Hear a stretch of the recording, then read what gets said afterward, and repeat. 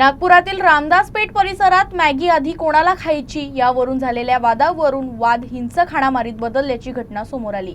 या हल्ल्यात 2 युवक जखमी झाले असून कुख्यात गुन्हेगार चंदू उर्फ चंद्रशेखर कावरे आणि त्याच्या साथीदारांविरुद्ध गुन्हा दाखल करण्यात आला आहे।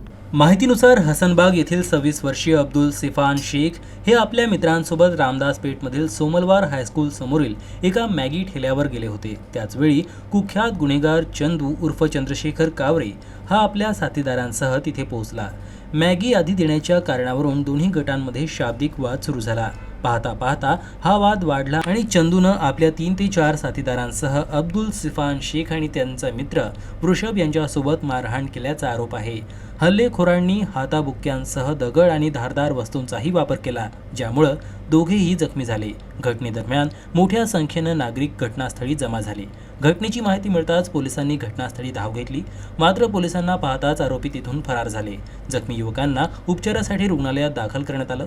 पीडितांच्या तक्रारीवरून सीताबर्डी पोलीस ठाण्यात गुन्हा दाखल करण्यात आला असून आरोपींचा शोध सुरू आहे। चंदू उर्फ चंद्रशेखर कावरे हा कुख्यात गुन्हेगार असून तो अजनी परिसरातील रहिवासी असल्याची माहिती आहे। त्याच्या विरोधात यापूर्वी मकोका आणि MPDA अंतर्गत कारवाई करण्यात आली आहे।